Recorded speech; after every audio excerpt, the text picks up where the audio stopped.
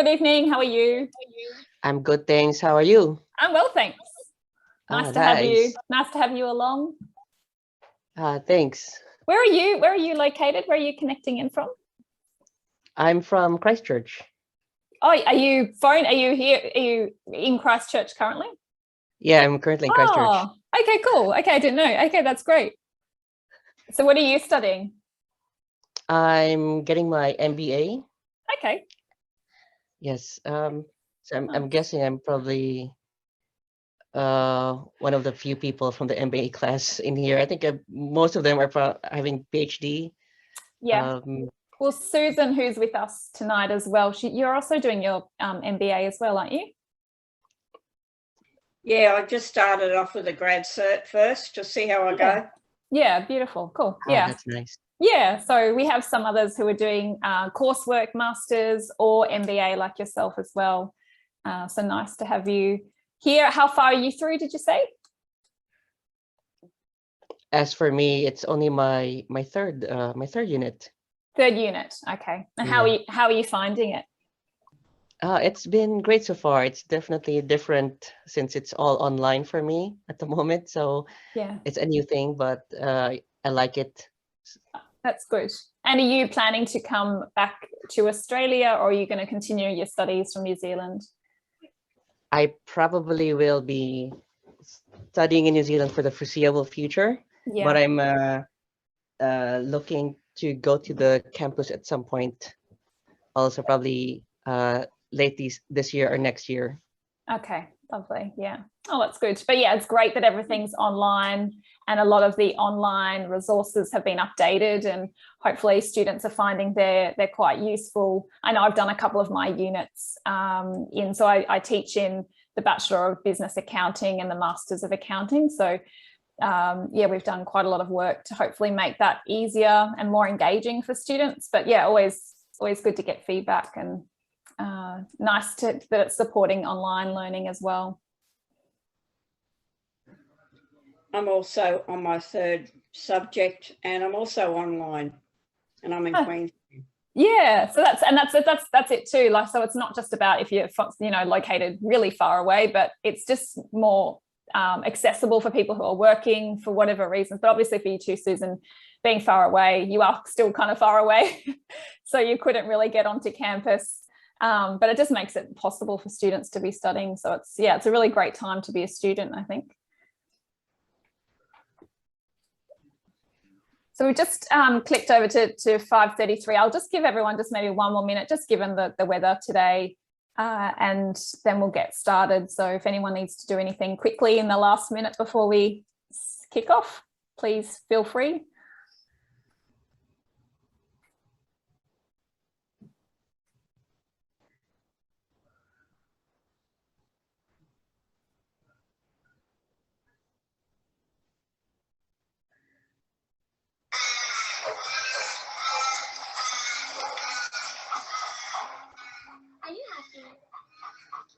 Is that yours, Susan?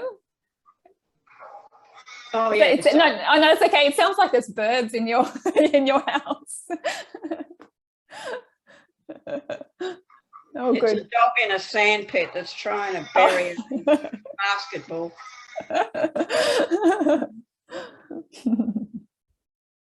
Very good.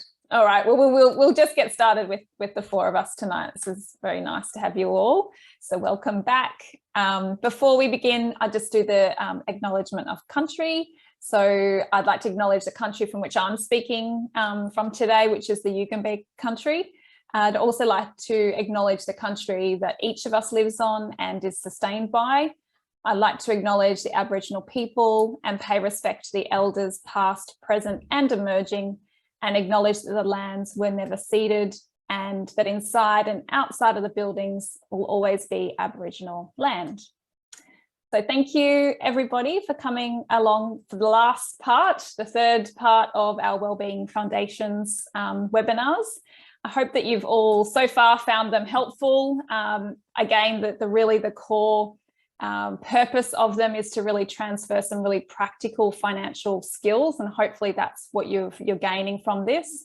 And again, just noting that it is a foundations course, you know, knowing that everybody's at different life stages and stages in their financial journey, that the skills and the resources that we've been able to share with you are really quite broad, but hopefully they're really relevant to anybody at any stage. So what I'm trying to share with you is a bit of a practice that I'm hoping that you might start to embed within your own sort of routines and patterns in terms of what you're doing with your finances. So it's kind of a method to check in with where you are financially, take stock, think about what you might like to change, make some goals, and then look at how can you actually achieve those goals. So last week in our part 2, we looked at defining financial goals, and I was interested just to check in before we go into this, the third part, final part tonight. How did everybody get on with that second part? Did you come up with financial goals? And if anybody wants to share anything that they've come up with, please feel free to do so. But even just it'd be nice just to see a bit of an indication, just to see if anybody got to kind of think through what some of the goals they might have for themselves for this year.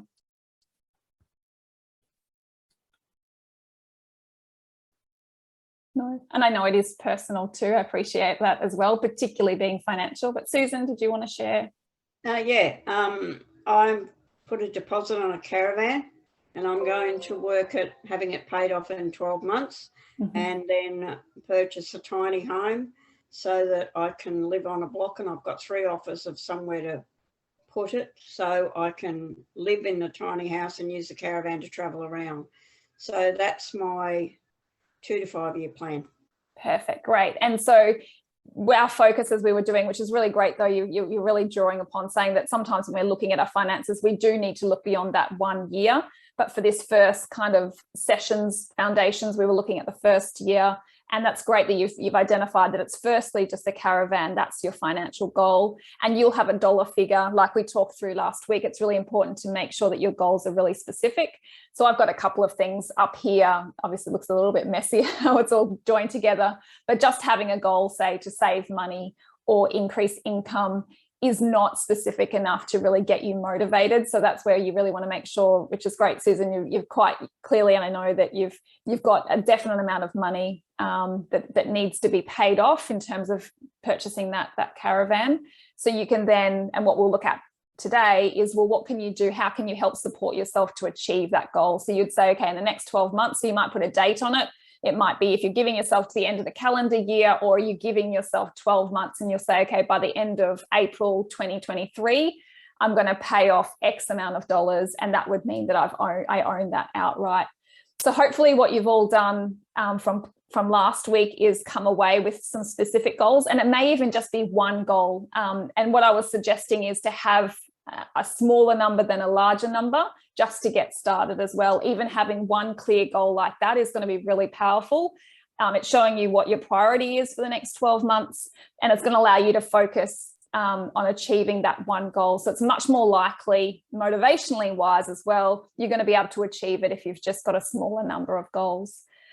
So the ones that I've got up here, as I've just said, they're terrible in terms of, you know, if you're going to say set yourself a goal. But what I wanted to kind of show just at a high level too is how some of your goals kind of connect to each other, and it can be helpful to think about that. And we're going to talk a little bit about that in tonight's session too. So whereas you might think, I want to save money, but it's then going that next step and thinking, okay, what's that money going to be saved for? And thinking about, you know, is it to build emergency funds, reduce debt, or pay off an asset like you're doing, Susan, and I guess understanding too that in doing that, you know, why are you doing that? So if you're building up emergency savings, it's to build a greater sense of security, and it's going to help you to avoid going into debt in the future. So it's helpful to kind of think through your goal and why you want that goal. Because that also plays into what we're going to talk about tonight is how do we help support ourselves to achieve those goals, and knowing why you want to achieve it is going to play a big part in that, particularly in the psychological sort of domain of you know, achieving goals. Having a good reason why is going to be helpful. Did anybody else want to share? I respect the fact if you don't, and even if you haven't really thought of a goal, that's okay. But even just generally, is it, are people looking to save money or look at their expenses, or buy a home, anything anyone else wants to share? Hannah or Paolo, just, yeah, Hannah? Yeah. So I'm casual and I work through the university, so it's very seasonal work. Yeah. So my goal is to build up my sort of cash hub. So I have small savings that is primarily for a house deposit, but also if I don't get work over session 2, or if I have a break over Christmas, that I have I think about a month or 2 of expenses there ready to go if I need it. Perfect. So building up that buffer, and it's got a number of purposes, which is great, and that often does happen as well, but it's really great. And it sounds like you've got an idea of how much that would be. So if you're hoping you could build up an amount that could cover you for about 1.5, maybe 2 months worth of expenses, that's really good. So do you, and I don't want you to share it with us, but do you have an idea, what that dollar figure is? Yeah, absolutely. Fabulous. Okay, great, cool. So that's really nice. And have you got to the step of thinking about how you're going to achieve it? And that's obviously what we're going to do in tonight's session, but have you started to think about how you will actually build that up?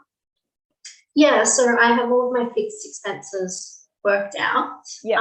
And then I have an amount that working on my base income for what I get during the session that I can put into savings, and then anything else, so anything from marking or any other work get added to savings as well. Perfect. Sometimes I'll take out a little bit extra for fun money.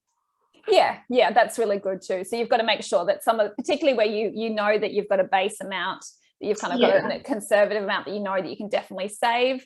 Sometimes people do have that question. So if you do get bonus money, what job do you give that bonus money? Are you ever allowed to enjoy it? And I absolutely think that you can enjoy some of it, as long as you're still achieving that goal that you've set for yourself. So yeah, that's really good. So you really sort of start to think it through. That's really great. And Paolo, how are you doing? Do you have any particular things that you're trying to achieve in the next 12 months in your finances that you feel comfortable sharing?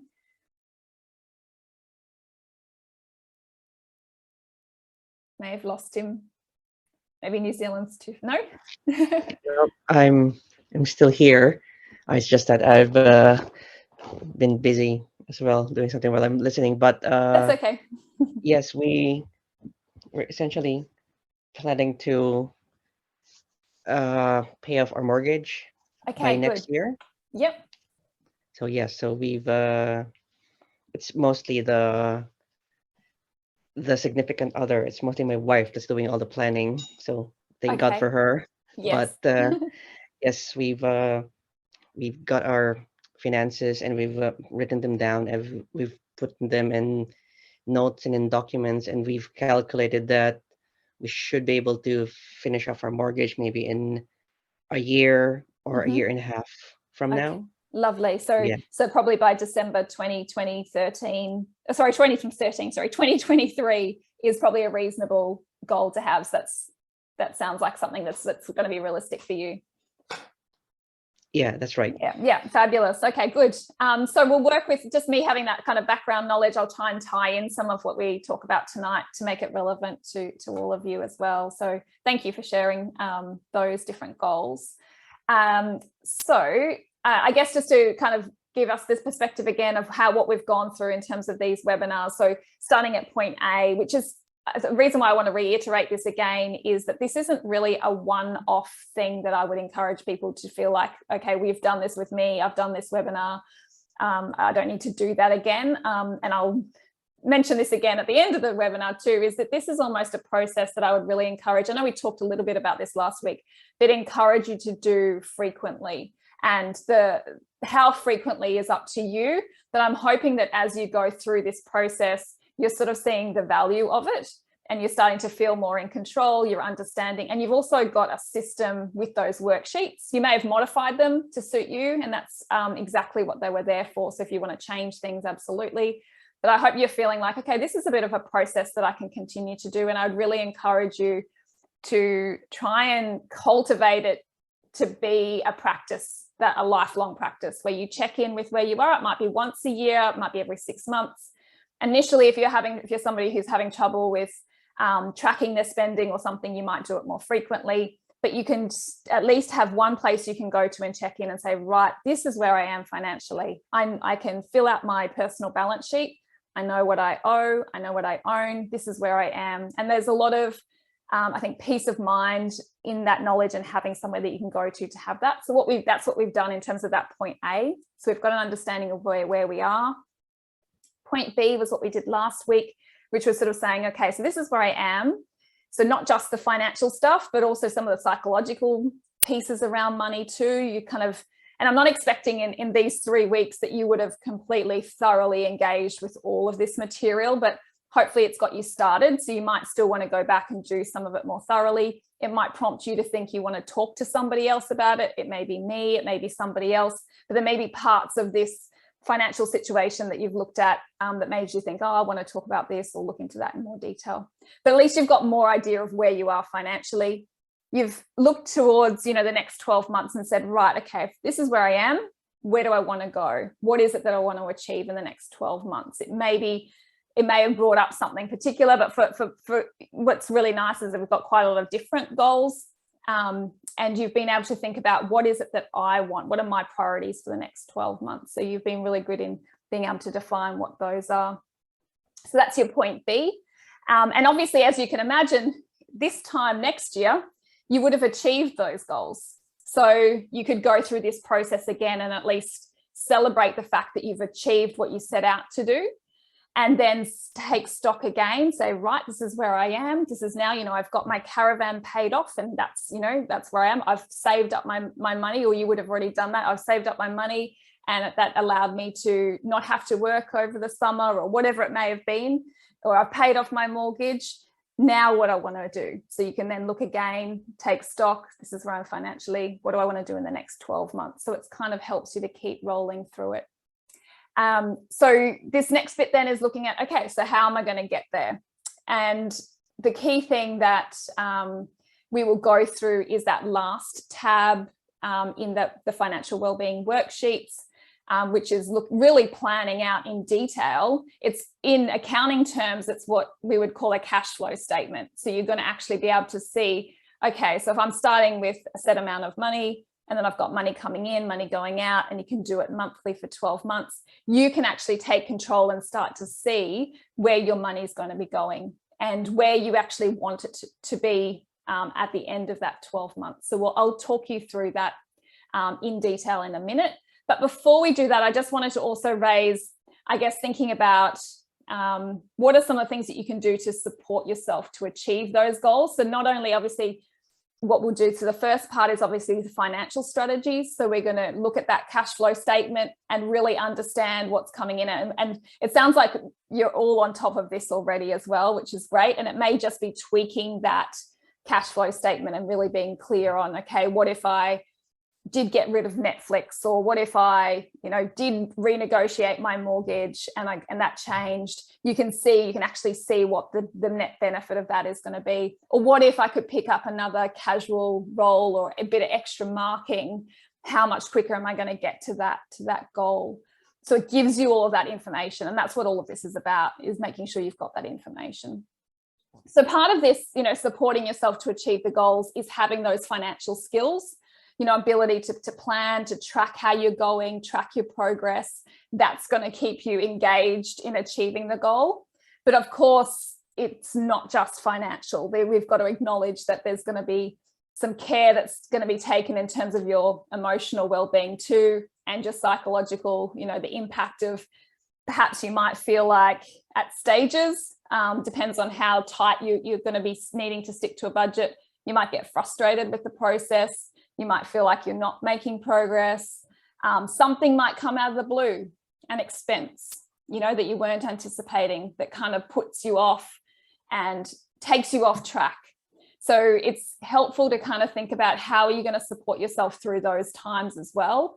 And probably the most important thing, the most helpful thing I could encourage is always to create a little bit of space where possible to, raise your awareness of your money emotions wherever possible, before you even jump into trying to take action.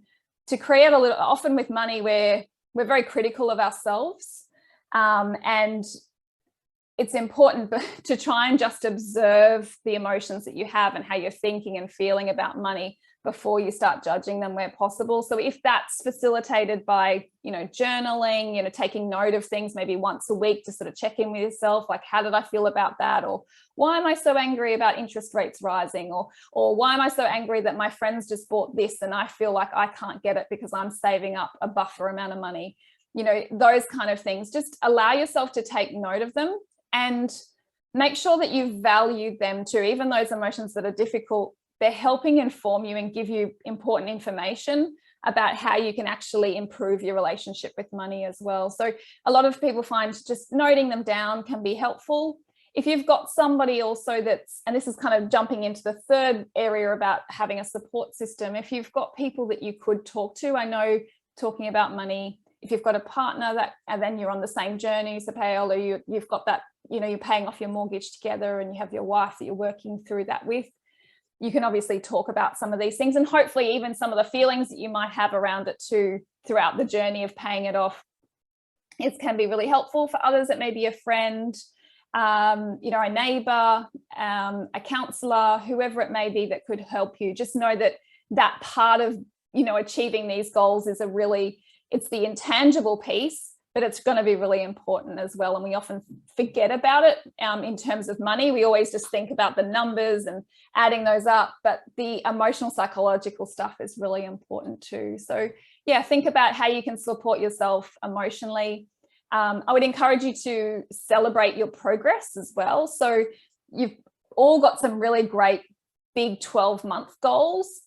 But if you can break them down into maybe something that you're trying to achieve each month, so maybe it's that you're trying to pay off, maybe you're putting $1,000 towards a loan or a mortgage, whatever that figure is, I'm just pulling things out of the air, have that as a goal so you can actually monitor it each month and say, right, acknowledge that you've done that and you've made that progress and do something nice for yourself to, it doesn't need to be an expensive thing, but, actually have something that you do. It might even be a chart that you tick off, whatever it is, knowing yourself, however, you feel good and can stay motivated. I think that's really important. Well, I worked it out that if I want to pay the van off in 12 months, then it will be around about the equivalent of what I'm paying in rent. So if I'm mentally already putting that money aside, I'm not going to spend it because it's as it were mortgage money. Yeah, perfect. Yeah, that's fabulous. And as much as you can automate that as well, so you don't think about it, you don't spend it on anything else. Yeah, that's fabulous. The challenge with that is sometimes Centrelink, their money can be sluggish and going across, and I've copped fees for that. So, when I get up, like, normally my money goes in on the Friday. So when I get up on the Friday, done, paid, boom, gone. Yeah. If it isn't, then I contact my real estate and explain to them straight away, I don't know what's going on. There's been a glitch with Centrelink. I'll call them just letting you know that the rent's not gone in today, but I'm going to call them now. Yeah. And I'll update you when I know anything. That way they're not panicking, thinking you're not paying your rent. Yeah, that's perfect. And being on top of those things ahead of time as much as possible. Yeah, that's fabulous. And if there are any fees that you have incurred, if it's like a bank charge or something that's overdue, make sure in that circumstance that you actually go back and do request that it gets reviewed, because it wasn't your fault. Exactly. And I think I had a thing before, when the phone would ring, you knew it was a debt collector and you wouldn't answer it. Well, now what I do, if I am in debt, I contact them as soon as I realise I'm in trouble and just say to them, this is what's happening, this is what's going on, this is how much I've got, can we make an agreement, blah, blah, blah. And then I update them if that agreement needs to change. And try not to be afraid to make that call. I think that was one of my biggest challenges, sort of, I guess you could say almost like a child expecting to get into trouble. Yeah, and I think the system is sort of set up that way, so most people would feel as you did as well. But that's a really good thing messaged it. If there is a twist or a turn in life and something changes and you're not able to meet a payment, always being upfront as much as you can with somebody so you don't get any of those late fees and charges is really helpful. It's good, really good advice. Yeah, thank you. I guess these are, and I know that that's not rocket science. There's no, like, these things is really straightforward, but they're really just hopefully reminders to you all as well as you're sort of setting out on this next 12 months, mission to achieve your goals. Just to flag it again. So, of course, you're going to look after the financial stuff, look after and care for your emotions and how you're thinking and feeling about money, because it's amazing how different things pop up, and where you can create a support system. If you're trying to pay off debt or build up savings, that impacts how you are in the world too sometimes, and how you're interacting with your friends and family. So it can be helpful to share those goals with people that you can trust and you feel comfortable. So, if you've got friends who are trying to pull you out to go out and spend lots of money, or wanting you, or your family who put pressure on, or however it is, if you, exchange gifts, things like that you can kind of, once you've set up spending sort of boundaries for particular things, you need some help sometimes in sticking with those, and having a support system and people to support you is really helpful. So where you can, try and establish that. So looking now sort of at the sort of financial things that you can do, and this was the main tool that we'll use this week, and I'll jump into the live worksheet in a minute too, just to play around. But most of you are really literate in terms of Excel these days, which is fabulous. And you may have already have you all had a bit of a look at this tab already, or not yet? Not yet? Cool. Okay, cool. So it's more so I'm not just, giving you things that you already know. But essentially what you're doing here, so as you've worked through the sheets, what we've really done is sort of done a check-in. You know where you are financially. You've had a check-in about your emotions, how you're feeling about money. And then in the money flow, you would have looked back over the past 12 months and seen what your spending habits have been and where your income has come from. So this next one is really then looking at you now saying, okay, how am I going to achieve the goal that I've set for myself in the next 12 months? So you've got that in your mind. You've probably got a figure that you're trying to, a savings amount that you're building up, or an amount that you're going to be channeling into paying off debt, which is pretty much what, across the goals that you've got, you've all each got for tonight. Quick question was regarding to paying off debt. Yep. Somebody was saying, and I didn't check it out because I didn't know who to ask, that if you pay off a debt too quickly, sometimes you can be penalised. Can you clarify whether that's true or not, please? Can you be penalised? It's important to look at the terms and conditions of the loan that you have. I do know that when you are looking at different loans initially, some are set up in a way that they're happy for you, like a rocket repay or whatever they call them. They're happy for you to pay it off as quickly as you can. Whereas there could be, and this is where you've always got to look at all of the detailed terms and conditions, like always with anything finance. It could potentially be a fee for over, for paying more than you need to. Absolutely. So it's definitely important to ask that question before you take on the loan, to say, I want to pay this off as soon as I can, and if I have the capacity to pay it off quicker and I've got more that I can contribute, I'm going to do that. Can you show me clearly that I'm not going to be penalised for that, and that they won't, change the interest rate? Paola, did you have a comment there? Yes, I can definitely second that. So our mortgage actually has a limit on how much you can pay back. So you can pay back a big amount, but there's a limit that if you go over, for example, there's a certain amount that you have to pay like in a year. And if you go over that extra payment, there's what they call a breakaway fee, because there's like a contract that says you only pay this much amount. Yeah, beautiful. Thank you for the example too. Yeah, so it definitely, and bankers and lenders are slicing and dicing everything to, let's be honest, that's the way that they're making money. So they're going to try and make it as hard as possible. And I guess to approach it that way. Sorry, Susan, you were going to say something. No, I was just saying thank you to Paolo, because cool. I wondered about that, and I thought if there was a penalty with paying off early, instead of paying it off early, perhaps I could put that money aside as an emergency buffer. Yeah, that's not a bad idea. Yeah. Ideally, if you could, when you get the loan, the better is to try and get one that doesn't have, you could pay off earlier if you wanted to. But again, it's always looking at, there'll be different fees and interest rates. So you've got to do those calculations to see what's in your best interest. So you've got that goal, you want to pay it off in the 12 months.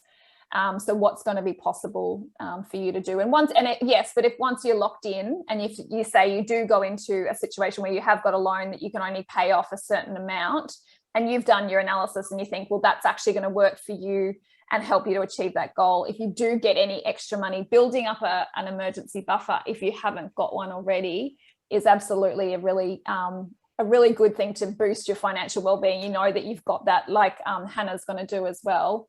I would really encourage that as well. There's not too many sort of financial planners or finance people out there who wouldn't say one of the basic things to do first is to make sure, firstly, having a 1 month, buffer is really important. But if you can, once you've paid off that debt, if you can build it up to a 3 or a 6 month value, is really helpful to have as well.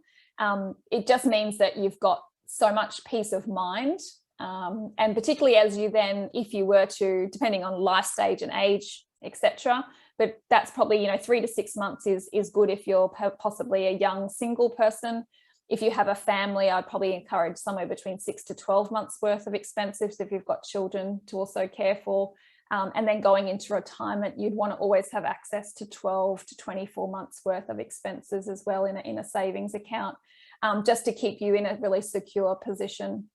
That would be my recommendation. So if we have a look now at the spreadsheets, I'm hoping this is where you're going to really be able to engage with these and get it working for your situation, and to help sort of really inform, how you're going to achieve your goal. I'm just going to jump into this worksheet.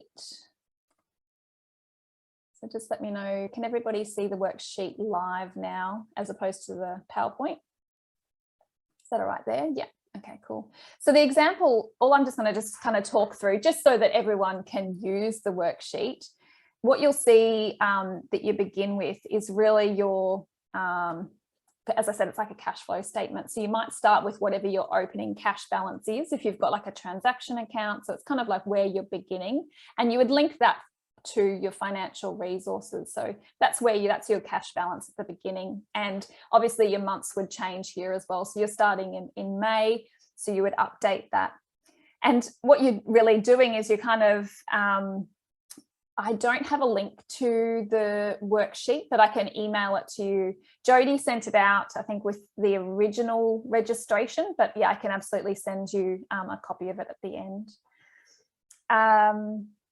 So essentially what you're looking at then is you would put in what you're expecting your income to be. And I know that this can be hard, particularly if you've got variations and a number of you've got variable income as well. But what I would encourage to begin with, to do kind of the modeling, to get an idea of, okay, so if I want to save up $1,000, or if I want to pay off my home loan, however much that is, you're going to think about, well, what does that mean on a weekly or monthly, basis? How much can I spend on my groceries? How much, for me to achieve that goal, that's really what we're working through here. So what you're going to enter in is what is the regular amount of income that you know that you're going to get. So if you're somebody who is on, for student Centrelink payments, you might have a figure that you've got that's pretty reliable over the next 12 months. You might have some part-time work as well. And although that this might be variable, it's probably worth thinking of, and I know, Hannah, you're already sharing that you're thinking of what is the kind of the standard amount that you can kind of guarantee that you would get. And you know that you might have marking or whatever on top of that, but that depends on how many students there are, that kind of thing. So you kind of want to do a conservative kind of average of what you think it is.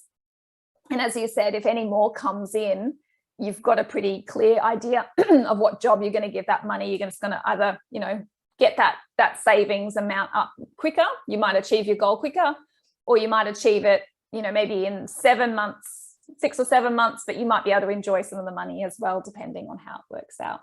So this is just a matter of, saying over the next 12 months, what am I thinking in terms of how much income I will be receiving? So here you can see that the frequency, you set the frequency, but that doesn't define, or there's no automatic calculations in this worksheet. Now, that wasn't because I could have done it, but I wanted people to actually think it through themselves and be involved in the calculations as much as possible, to feel more in control. So if you're thinking monthly, you've got a Centrelink, and I know Centrelink is usually fortnightly anyway, so it'd probably be fortnightly.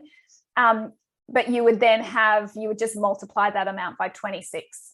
But if it was a monthly amount that you had, say you're on a salary that pays you monthly, you would multiply it by 12 to get that year total. And again, with the variable amount in terms of the part-time work, it may be that you have it, and if you're thinking about teaching, and if it's at university, it's terms. So over a 6-week period, you might earn X amount. So you need to then work out, because the key thing is that over the yearly total needs to be correct. Because that's what you're going to then base, bring everything back to work out, well, what can I spend on eating out, groceries, etc. So get this income amount worked out first. So really easy if you're somebody who's, on a salary and you've got a set amount and you know that that's just what it's going to be. But I understand and appreciate definitely for a lot of students that I've been working with, they have a lot of different incomes that they're looking at. I know, for a student also that maybe isn't working at the moment and they're trying to work out, okay, I'm trying to dedicate a lot of my time and energy to my PhD thesis, and I want to do that, but at the same time, I'm feeling anxious about my expenses. They may have built up a fair bit of money, but they still want to be able to save, but they want to work out, well, how many hours should I work? This can help you in terms of working that through as well, thinking about the type of work that you might want to get. Maybe you could work 5 hours, depending on your, whatever your background is. You might be able to pick up some work that might even just bring in a couple of $100 a week. That might be suitable for someone too. So it's all individual. So yeah, really important to get a good sort of feel for what your income's going to be. And then that's obviously, it needs to be balanced by all of your expenses that are going to be going out. So when you looked at the past 12 months of expenses, that's going to really help inform, this second part where you're going to say, okay, right, so I may have spent $300 a week on my groceries. But now looking at that and looking at what that means for a whole year, and I know that I want to pay off my mortgage in 12 to 18 months, that's something that you can really control and change, because that's, quite a lot. If you do some sort of research around groceries, that's a lot of money to spend on groceries. So if you're in that situation, you would change it. So that's when you could then update. Because if we're looking at this example, if I take you through quickly at a high level, we could look at this person's situation and say, okay, over the next 12 months, they feel like they're bringing in $14,000 a year. So this could be a full-time, this could be somebody who's studying, doing their master's degree, and they've got all sorts of expenses, which they didn't realize until they did this process. And it actually means that they're getting themselves into debt, because they're spending $9,000, they're coming away with a debt of just over $9,000. So that would to them say, okay, I want to get a control of my expenses and I want to build up an emergency fund. So they need to then go back and look at all of those and decide, okay, which of those expenses am I going to eliminate or reduce? So they might bring their groceries down to, $70 a week. Eating out, halve that completely. So this is, again, up to you, and there's nobody to tell you how, it's really what's also realistic. And some of this may be hard, but it's also about prioritization as well. And as I started at the beginning of the session, as we shared some of the goals, really important to think about why you have that goal and remember what you're working towards, because not all of it will seem straightforward and easy at first. But yeah, so it's just a matter of, and I think that all of you have done this to a degree anyway, is that correct? So you've worked through this kind of process and identified some things that you're no longer going to pay for anymore, areas perhaps where you can reduce stuff. So Susan, did you want to share? Yeah, like I said last week, I've gotten rid of Netflix and YouTube Premium, and I'm just going to keep tweaking, looking, and one time I rang Telstra to see if there was a better deal that I could get, and there was. So that saved me $5 a month, but hey, better in my pocket than somebody else's. Absolutely, yeah. And particularly if you're on any of the Centrelink payments, to check in with concessions that are available for your electricity, for your gas, water, telephone as well. It's always worth contacting them as well. And concessions, Queensland, or there's, for each state it's different, but make sure you check in with those as well. You may be eligible for something, just a saving just straight off the bat for being a student as well. And I believe SCU also offers interest-free loans for people to help them with their school expenses like textbooks, which I really would have liked to have known before last term, because the current retail price for one textbook was $165. I mean, on Centrelink, that's nearly a week's rent.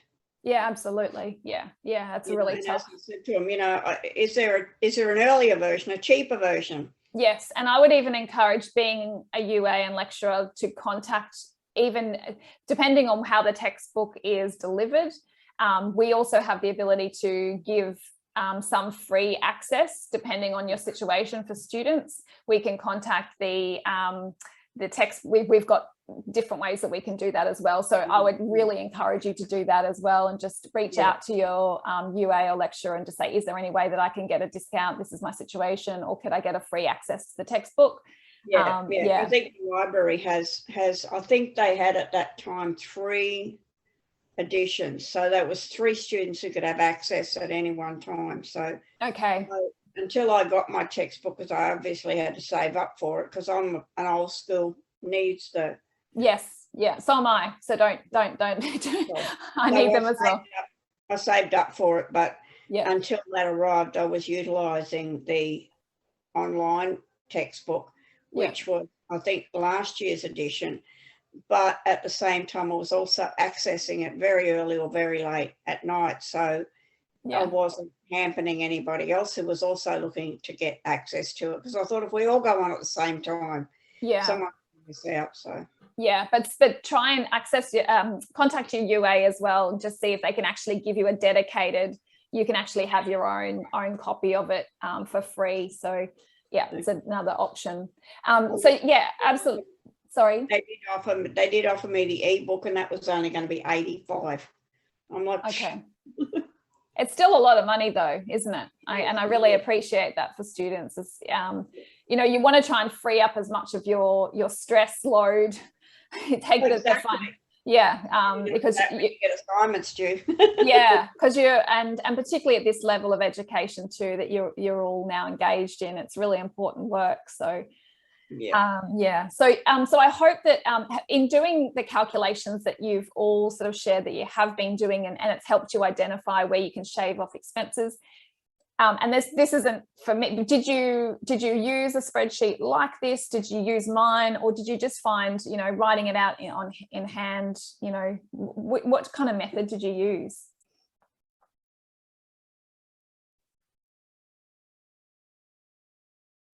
Anyone? Spreadsheet. You used a spreadsheet. Okay, cool. So does your wife has sort of a spreadsheet kind of like this as well, and you sort of outline. So did you look at all of your expenses, tally them up, and get an idea? So I put all of them in a spreadsheet, but my wife's likes putting them on notes. So she just likes putting them notes in the Mac. So there's the note thing, and she just puts all the numbers in there. And I try to collate that all in the spreadsheet to make sense of it. Perfect. Okay, lovely. Good. Great. Thanks, Susan. So you used my spreadsheet. Hannah, what did you do? Because you obviously sounded like you'd kind of done a lot of this as well. How did you go about it? I'm trying to remember. I think I made my own spreadsheet. Yeah. I set it up ages ago, and so I think I put all of my weekly, fortnightly, quarterly, and yearly expenses in, and then worked out what they were fortnightly, because that's when I got paid. Yes. And then worked out from there what I can cut out or cut down. Yeah, perfect. And that's actually a really good reminder too, as you'll see here. I have that fortnightly column as well. If you can bring everything back to sort of a fortnightly basis, that's really helpful, or to the basis in which you're paid.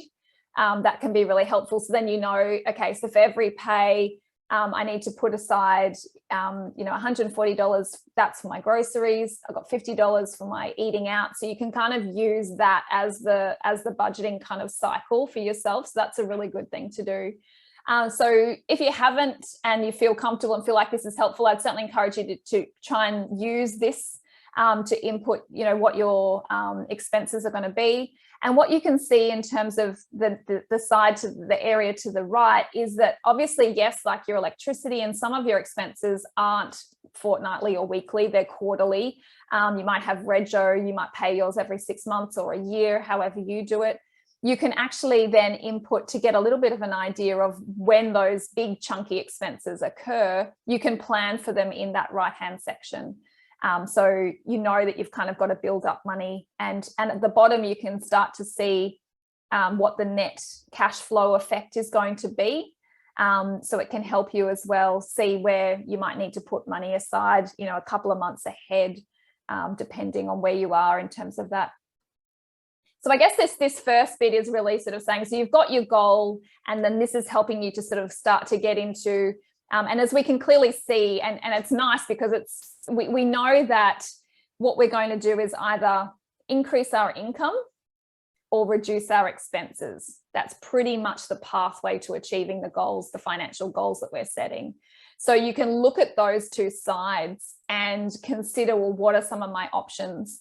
And at this point, I'm just going to jump back to the slides. Where am I? Here. Just as we talk about that, just to highlight that's really, I guess, to simplify things, it's really not more complicated than that. We make money and finances much more complicated, and understandably, because there's a lot of emotions and history with it. But if you're really just simply trying to break it down and say, right, I've got this goal that I want to achieve, you've essentially got two levers. You're either going to look at what are my options, and it may be actually trying to do both. So what are my options for increasing my income? And you can look at, well, what kind of impact that's going to make in terms of paying off your mortgage or your loan to the caravan, or increasing that savings buffer, Hannah, that you've got. So is that possible? How, realistically, again, if you're all studying as well, what is possible? Is increasing your income a possibility? So I've just jotted down, obviously you'll all have different ideas here as well, different things that you could do. Obviously, easiest thing is getting a promotion. That's not always easy for everyone. But if that is a possibility, you may be just waiting around for someone else to offer it to you. But, if that is a possibility, or you can see a position in a team that's more senior, and that's something that you could do, definitely motivating yourself and getting yourself organized to try and apply for something like that, or a new job, taking on additional part-time jobs. So perhaps you're doing some part-time work already. Maybe you are tutoring or working in maybe a particular subject matter area, but you also have skills somewhere else. Maybe it's thinking about, well, could I approach, another person in this area, faculty, or area of work, and see if I could take on more. Is there anything that I do, in a recreational sense, that I could actually turn into making money? Is there, any opportunities there? Tutoring, obviously you're all studying as well and have studied previously. Is there anything that you could tutor at the university, at SCU or at another university? There's certainly, in a formal sense, or it could even be offering, if you've done existing units, are there students who are looking for assistance that you could, help another student through and offer those services. There's a lot of online sort of directories and that you could add yourself to, and look at what the the current rate is for offering that kind of work as well. So a bit of more flexibility there. Depending on your situation and your scenario, do you have a home in which you would feel comfortable, and it's possible that you could rent out part of your space? I know that's not always possible, that is there things like that, or is there a car park is there car parking in demand? I know different cities that can sometimes be an option too, something easy that you could do, that somebody that's in demand within your area. And of course, it's not really about increasing your income, but it's about increasing the cash that you have to work towards your goal. Do you have assets that you could sell? Are there things that you don't need anymore? Doing a little bit of a stock take at home, looking at any of your personal items. Susan, I know you were sharing earlier that was something that you're working through already, which is fabulous. Just going around thinking, okay, what of these things can I list, a marketplace, a Gumtree, whatever it might be, to see if you can sell things. Well, going from a 3-bedroom house to a caravan, I'm going to have to downsize. So I thought, I might as well chuck things on marketplace that I'm not going to fit in a caravan. Perfect. I mean, some of it's hard because some of the stuff I really like, but it's just like, well, is keeping this thing going to get me the goal I want? Probably not. Absolutely. Yeah, that's it. And it is hard, and thinking about what could you take photos of the special things before you do let them go, is a good idea. Yeah, just so you do have, I know that I've been in those situations too, and you get rid of so much stuff and you wish you could remember them. So yeah, absolutely. If there's things like that you've unused stuff that you don't need, do a big clean out, and you never know, that's going to help you work towards that goal as well. So that's kind of the income, money coming in sort of side of things. And then obviously the other side is looking at, as you've done as well with the spreadsheets, is looking at, okay, what are the things that I can reduce?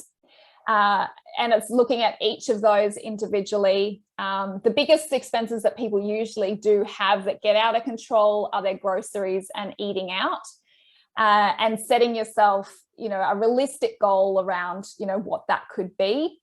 Does anybody want to share anything, in terms of tips that they might have about how, because I guess the one thing is that we're going to set ourselves, these targets and boundaries and say, right, okay, to achieve my goal, I need to spend, as we've got the example here, and I'd had it that it was $200 a week for groceries, but that person might say, okay, I've got to spend 70. How are you going to help support yourself to stick to a goal? Does anybody have any tips of what they do or what's been helpful?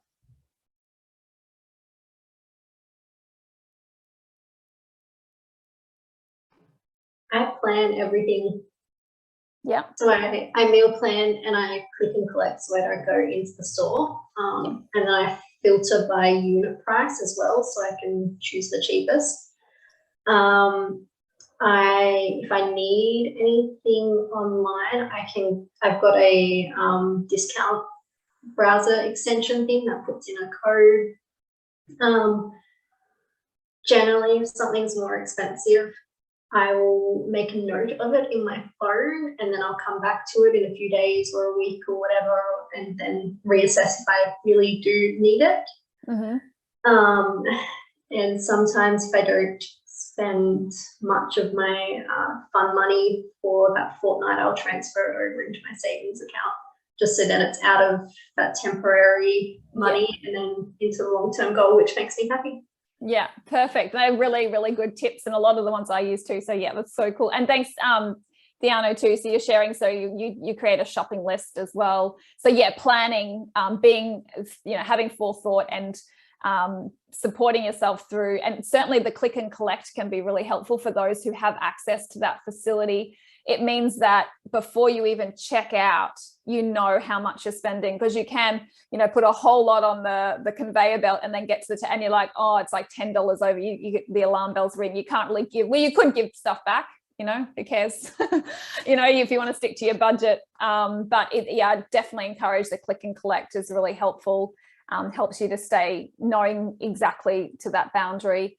And again, the good tip on if there is something a little bit more expensive or big, giving yourself time to think it through, as opposed to it just being a, you know, if you're somebody who's a little bit reckless and spends quickly, give yourself time to think about it. So kind of take it out of your regular shopping and put it through and then come back to it. I think that's really good. So we've got some other suggestions down here too. Susan saying power shop. Yes, ignore advertising is very helpful too. And yeah, and again, it's the remembering, you know, is when you're looking at things and you're tempted to buy things, you know, is this going to get me to my goal? Continuing to think about, you know, your main priority with your finances and making sure that everything that you do and spend is in alignment with that. And, you know, really sticking to it, which I know can be hard, but definitely. And the advertising can be really hard. And you've got to be on the ball, and we're not always, you know, at our best, and we might be tired and hungry and feeling emotional, and then you go shopping and it's going to happen. There may be times where you do overspend, but not to let that snowball, and just to bring yourself back and, you know, get back onto sticking to your budget. I also like having, so it's great that you're using whatever apps and things that you've got available to you as well that work. And yes, Paola as well, that's really good to make sure that you've got mini goals as well, that you're breaking it down, and also noting and acknowledging when you achieve those goals. And that's going to be really important for your motivation, and where you can share that with somebody helps too. I think that's good. Yeah, and some just of those really great, you know, things as well with groceries, you know, trying to reduce the eating out, and you're doing home cooked meals, and also keeping perspective, I think, as well. If you've got that goal that you're trying to achieve, and we're just thinking about a 12-month horizon, and a lot of you are already, I can feel, you know, the urgency, you're really driven to achieve your goal. It sounds like I wouldn't be surprised if most of you achieve it early.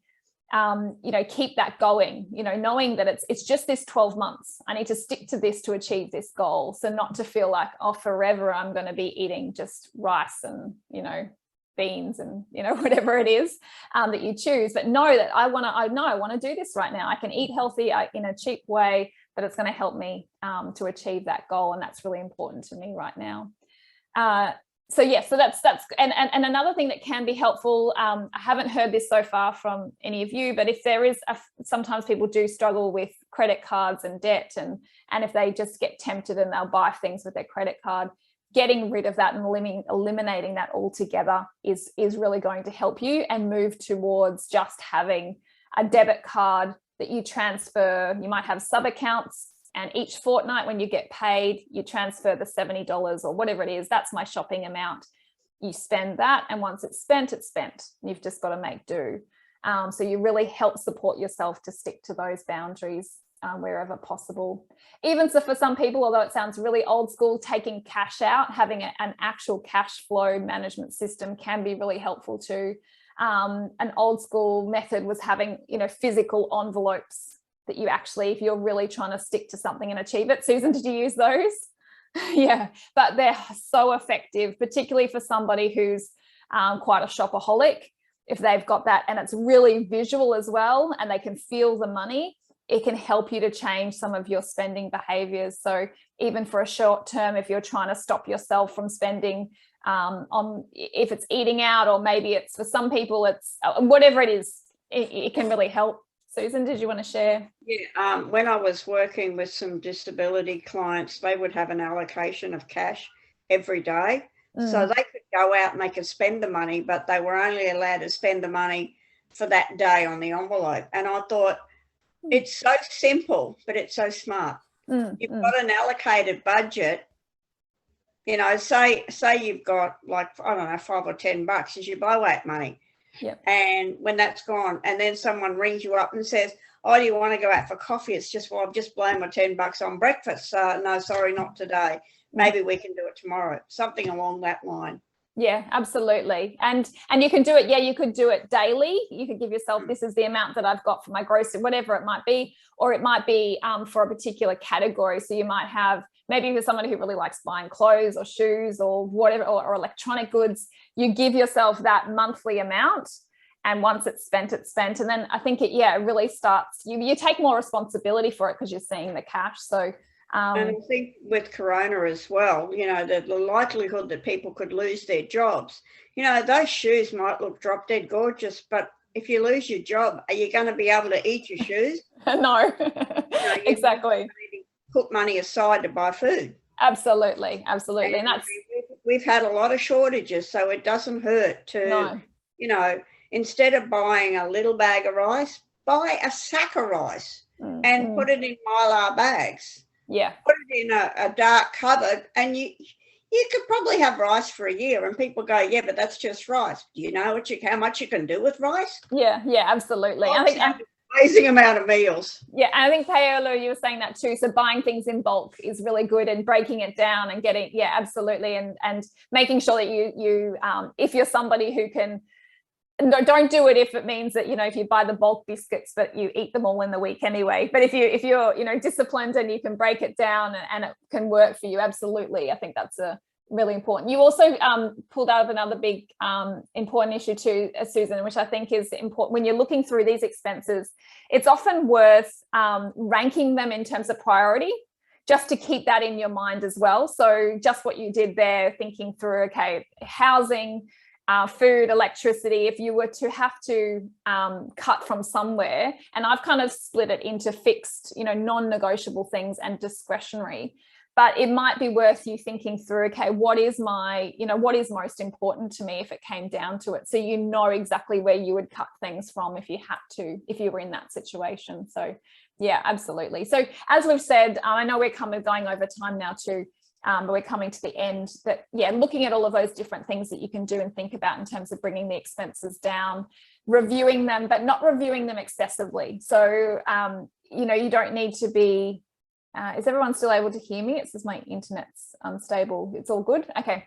That, you know, particularly things for insurances, you don't need, you know, we get bombarded by advertising all the time, and it makes you feel unsettled. You think, oh, have I got the better deal or not? Do I need to look at this again? No more than 6 months, you know, every 6 months you could look at it, or once a year.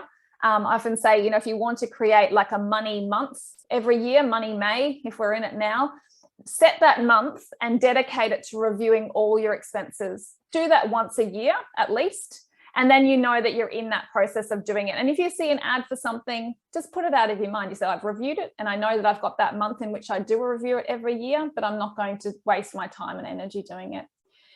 So just, little things like that can help. And again, as we're saying, as you are thinking about buying things, you know, is this in my money plan? Not watching our language, not saying, can I afford it or not, but is it in my money plan? So if it's not in your plan, then don't buy it. You know, you've set your plan to achieve your goal for the 12 months, you know, have the discipline to stick to it. And it's about then, you know, if you do buy that, then what do I need to give up? So if it's not in your money plan, think about those trade-offs. So if it is that you do want to eat out and for whatever reason, maybe something special comes up, there's a family member, special birthday, you've got to think, okay, if I do want to have that special evening and in meal out, what do I need to give up? Does that mean that my eating out budget then is maybe eliminated for the next month? Maybe I have that one special meal, but I'm not going to then eat out. And you can make those trade-offs, and that can be another way to think it through. So that's, so that I know some of these are quite high level and general, but probably most of them are just reminders, really, that things that I can hear that a lot of you are already doing as well. But not to overload yourself as well with trying to continually search for things. I think just as things come up, you might think, oh, I'll look into that, but not to be, you know, trying to get a better deal on your insurance every single month. It can be really hard. Just looking at Theano's question here. Okay, so your question around how do you stick to your financial plan? I guess this is really the core, you know, essence of what this last part is all about. And I guess the answer is the financial plan that you set for yourself, like we're working on here in terms of setting those boundaries. So once you've decided, okay, this is workable, I've got you know, stick to that amount in my groceries, eating out. And we've just shared there, how do you stick to it? Well, to stick to the groceries and eating out bit, you think about, well, what are the things that I can do? I'm going to take out cash. I'm going to use a debit card. I'm not going to use a credit card, because if I do, my spending is going to be out of control. For the other things, a lot of things, once you've identified them, like car insurance, that's going to be set amount anyway. So you'll stick to that. That will be your set amount. There are some things that are you can't change the amount of car rego. That's just what it is. Sorry, Theana, did you want to have, am I answering your question? Maybe I'm not.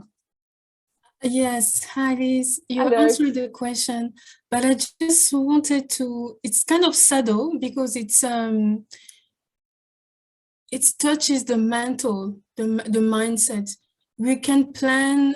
I have been planning for many years now, and sometimes it's so difficult to stick on what you have planned for like a long period of time. And I wanted to know kind of, some tips that you may have. Yes, no problem. Yeah. And you may have missed the beginning of this session, and you can listen back to the recording, but we did identify, we kind of talked through, to help support yourself to achieve a financial goal. Yes, some of it's about having the financial plan, setting up a budget, all of those kind of things. So that's obviously really important, but there's also the emotional support. How are you going to help motivate yourself? Making sure that you're keeping in tune with how you are feeling about your money. Are you getting down about something? Are you comparing yourself with people? That being aware of that, and then looking at how you can support yourself. So do you have somebody you can talk to about your money and your goals? And they might become a little bit of a supporter, because often when we make these financial goals, they do impact other parts of our life. It might mean that, the way in which you go out with your friends, that can be impeded, if you're trying to reduce the amount that you're spending. But having a partner or a friend or family member aware of what you're trying to do and support and encourage you can also be really helpful. It may also be having somebody like a counselor or a third party, somebody who's independent, that can also help you along in that journey and identify and help you to be aware of some of your triggers, maybe those things that self-sabotage and stop you from achieving your goals. Because you're absolutely right, money is not just about the dollars and cents, and sometimes we feel like, oh, we can't do that bit, but it's more, and there's lots of statistics on this, and I don't know, financial well-being, people might say, is 30% the money and 70% your emotions and behaviors and patterns and all of that stuff. So you're absolutely right, it's probably the biggest part that's going to either, help you to achieve your goals or hinder you. So being aware of your emotions, your triggers, your own patterns, and with that awareness, you can hopefully try and help plan and support yourself. So I hope that helps a little bit, but listening back to the first part of the session might be helpful as well, where we identified some of those, just being aware of how you're motivated. And just a high level thing is obviously if you've got a big goal you're trying to achieve, pay off your mortgage in 10 years, that's such a big goal, and to stay motivated, it's really hard. But to break it down into smaller chunks, even these goals we've set for ourselves in the next 12 months, I was just encouraging everyone to break them down even further. So set yourself, then break them into little monthly goals, celebrate it when you achieve those as well. Yeah. Perfect. No worries. So the My Money Plan page, that is for the future. So that's where you would write out what your goal is. So it's really your financial, it's how you're going to achieve those financial priorities or goals that you've set for yourself. This is the final part where it's showing you how you can actually get there. So you're going to look at the money coming in, money going out, how you're going to control that. And that's going to give you that answer of, can I save that $1,000 every month to pay off that loan? Or can I, put $100 aside to build up my savings buffer? So that's really, looking forward, looking to the next 12 months. Yeah. Thanks. So just to kind of wrap all of this up, and I know that a lot of it can be high level as I'm trying to speak to a lot of people's different situations. And again, I guess as I described at the beginning, I'm hoping that having worked through these spreadsheets, even if it's not exactly these spreadsheets that you use, but it might have sparked, maybe the thought that you'll start to do this more often. And that's where I'm just trying to, say to you, this is a cyclical, it's a process. There's no end. All of us want to get to like this peak of financial well-being. It's just not like that. Life is, and the relationship you have with money, your financial situation is going to evolve and change throughout your life. But if you can follow this process and at least have a sense of where you are financially, what I want to achieve, how I can get there, awareness of how I'm feeling about money, you're going to be in a better position. You're going to be really well informed when you're making decisions. So I guess I'm just, with this slide here is just sort of saying, bringing all of those bits together to ensure that you're, continuing to practice that self-care in terms of looking after your money. And sometimes it's helpful to think about, we often have lots of different more, what I would describe as and it's not male, but I'm just saying masculine words, but we often need to use some more feminine words too around our finances and caring for them and stewarding the financial resources that we have. Because that's really the role that we have in terms of the money that we have, the jobs that we have. It's a really important, I guess, part of our life that we should take care of as well, just like our physical well-being. So I'm hoping that might have helped a bit. So that kind of brings me to the end. And I know, again, we've run over 10 minutes, so I apologize if you're starving or trying to get back into whatever you need to do this evening. But I hope that this 3-part series at least has helped.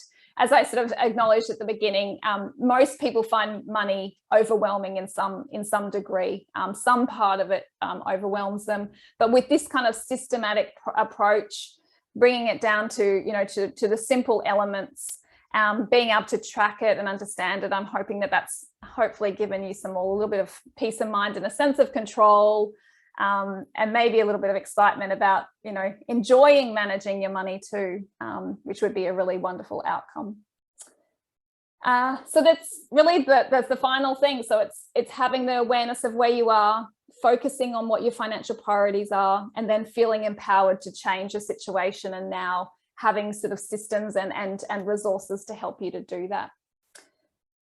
So that's the end. And as always, I'm here, working with the association as sort of the in-house financial counsellor or a wellbeing practitioner. So if you didn't see the beginning of these sessions, so I am a qualified accountant, CPA, but I'm also a recently qualified financial counsellor. So even if you're not in a bad financial situation, but you want to talk something through, I'm here as well. You can get in contact with Craig at the helpline at scpa.net.au.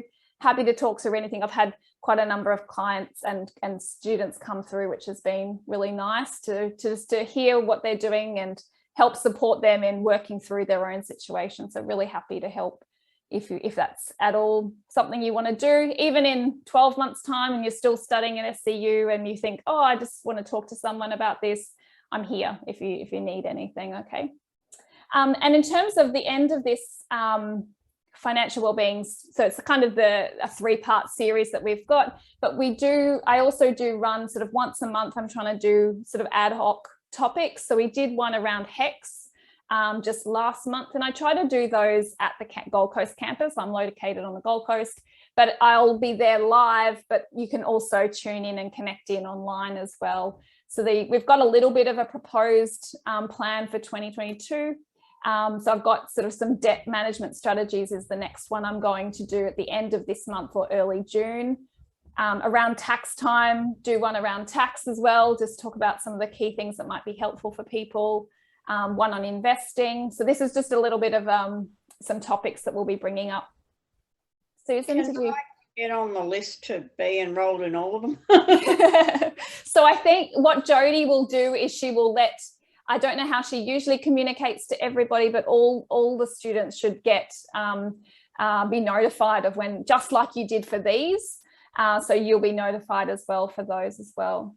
Awesome. Yeah, lovely, no problem. And if there's any topic or future topic that anybody would really like, also email and contact the helpline and they can forward that on to me as well. I'm really happy if there's something particular that you would like to cover off, I can do that as well.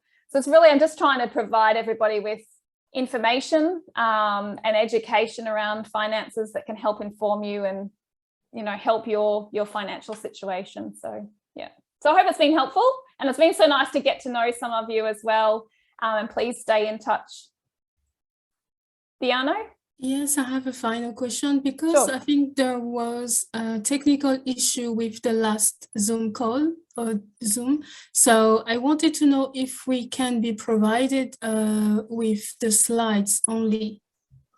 So, and I understand, I have the slides in a PDF. Jody had trouble uploading. Apparently for the YouTube, you can't upload anything other than a MP4 format. So I was having trouble converting the PDF to an MP4. Has anyone done that before? Yes. You've done it before? PDF to PPT? So to PowerPoint? No, so I've done PowerPoint to PDF, but I need to make it an MP4. So an MP4 is like an audio or a visual file.